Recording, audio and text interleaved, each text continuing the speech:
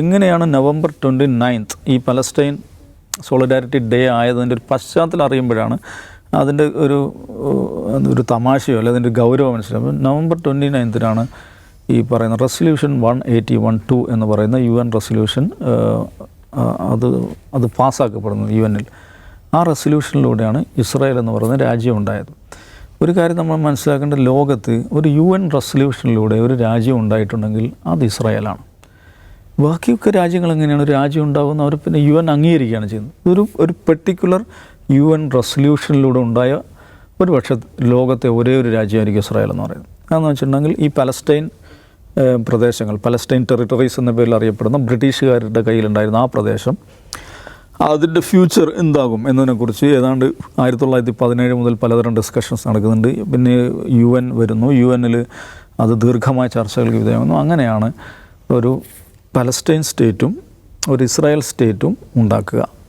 അതേമാതിരി Jerusalem city ഒരു അന്താരാഷ്ട്ര ബോഡിയെ അതിൻ്റെ ഭരണം ഏൽപ്പിക്കുക എന്ന മൂന്ന് സംഗതികൾ ഉൾക്കൊള്ളുന്ന റെസൊല്യൂഷൻ 181-2 എന്ന് പറയുന്ന റെസൊല്യൂഷൻ UN പാസ്സാക്കുന്നത്. ആ റെസൊല്യൂഷനെ തുടർന്നാണ് ഇസ്രായേൽ ഉണ്ടാകുന്നത്. ആ റെസൊല്യൂഷനെ തുടർന്ന് എന്തുണ്ടാവേണ്ടതായിരുന്നു? പലസ്തീനും ഉണ്ടാവേണ്ടതായിരുന്നു. പക്ഷേ 2024 നിൽക്കുമ്പോഴും നമ്മൾ കാണുക പലസ്തീൻ എന്ന് പറയുന്നത് ഒരു ആധുനിക ദേശരാഷ്ട്രം, ഒരു രാജ്യം എങ്ങനെയാണോ ഫങ്ഷൻ ചെയ്യേണ്ടത് അങ്ങനത്തെ ഒരു ഫങ്ഷനാലിറ്റിയോടുള്ള ഒരു രാജ്യം ഇതുവരെയും ഉണ്ടായി വന്നിട്ടില്ല. അപ്പോൾ അതുകൊണ്ടാണ് ആ നിലക്ക് ആ ഒരു ചരിത്രം ഓർമ്മിക്കാവുന്ന ഒരു ഘട്ടം എന്നത് മാത്രമാണ് അതിൻ്റെ പ്രസക്തി. അപ്പോൾ അതിൽ കാണേണ്ട ഒരു കാര്യം വെച്ചാൽ ഈ പറയുന്ന റെസൊല്യൂഷൻ പാസ്സാക്കി ജെറൂസലം ഒരു ഇൻ്റർനാഷണൽ ഏജൻസി ഭരിക്കുക, മറ്റേത് പലസ്തീന് കൊടുക്കുക. 56% ഭൂമിയാണ് സ്റ്റേറ്റ് ഓഫ് ഇസ്രായേലിനുണ്ടായിരുന്നത്. ബാക്കി ജെറൂസലം കൂടി മാറ്റി നിർത്തി എനിക്ക് തോന്നുന്നു 40% മറ്റാണ് പലസ്തീന് വരിക. എനിവേ അതൊന്നും ഉണ്ടായില്ല. അപ്പോൾ കാണേണ്ട, ഞാൻ പറയുന്ന പോയിൻ്റ് എന്ന് വെച്ചാൽ ഒരു UN റെസൊല്യൂഷനിലൂടെ ഉണ്ടായ രാജ്യമാണ് സ്റ്റേറ്റ് ഓഫ് ഇസ്രായേൽ. പക്ഷെ അതേസമയം നമ്മൾ നോക്കിക്കഴിഞ്ഞാൽ UN-ൻ്റെ മൊത്തം റെസൊല്യൂഷൻ എടുത്ത് നോക്കിക്കഴിഞ്ഞാൽ അതിൽ സ്റ്റേറ്റ് സ്പെസിഫിക്, ഒരു കൺട്രി സ്പെസിഫിക് ആയിട്ടുള്ള റെസൊല്യൂഷൻ്റെ 45% ഇസ്രായേലിനെതിരായിട്ടാണ്. അങ്ങനെ ഒരു രാജ്യവും ലോകത്തുണ്ടാവില്ല.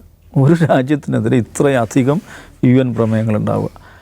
ആ പ്രമേയങ്ങളെല്ലാം ഇസ്രായേൽ ധിക്കരിച്ചിട്ടേ ഉള്ളൂ. അത് UN ജനറൽ അസംബ്ലിയുടെ പ്രമേയങ്ങളുടെ UN സെക്യൂരിറ്റി കൗൺസിലിൻ്റെ പ്രമേയമുണ്ട്. നോക്കൂ, സെക്യൂരിറ്റി കൗൺസിലിൻ്റെ പ്രമേയം ലീഗലി ബൈൻഡിങ് ആണെന്നാണ് വെപ്പ്.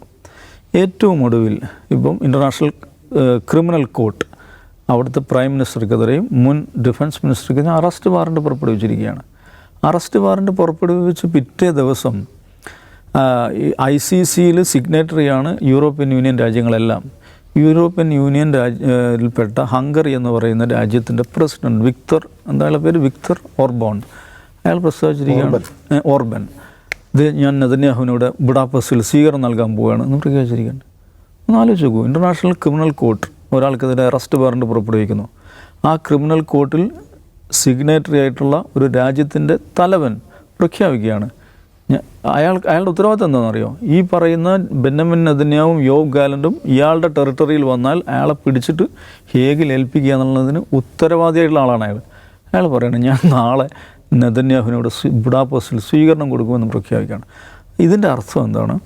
നമ്മൾ UN അന്താരാഷ്ട്ര നിയമം നോക്കൂ, നമ്മുടെ ആധുനിക ലോകം രൂപപ്പെട്ടിരിക്കുന്നതിൻ്റെ നിയതമായിട്ടുള്ള കുറേ രീതികളുണ്ട്, ജനാധിപത്യമായിട്ടുള്ള കുറേ ഘടനകളുണ്ട്.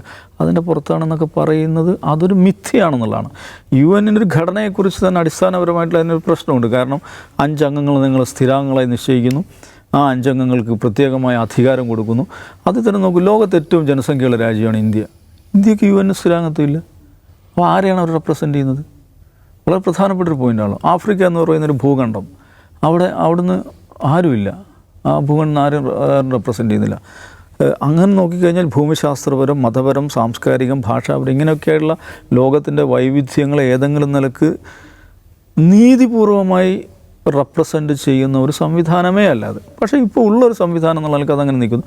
പക്ഷേ ആ സംവിധാനം അതാണ് പറഞ്ഞത്, ഇന്നത്തെ ലോകഘടന എത്രത്തോളം അനീതി നിറഞ്ഞ അടിസ്ഥാനങ്ങളിലാണ് രൂപപ്പെടുത്തിയിരിക്കുന്നത് എന്നതിനെക്കുറിച്ച് നമ്മളെ ഓർമ്മിപ്പിക്കുന്ന ഒരു പോയിൻ്റ്, ഒരു ഭൂമിശാസ്ത്ര മേഖല എന്നുള്ളതാണ് ഫലസ്തീൻ്റെ പ്രസക്തി.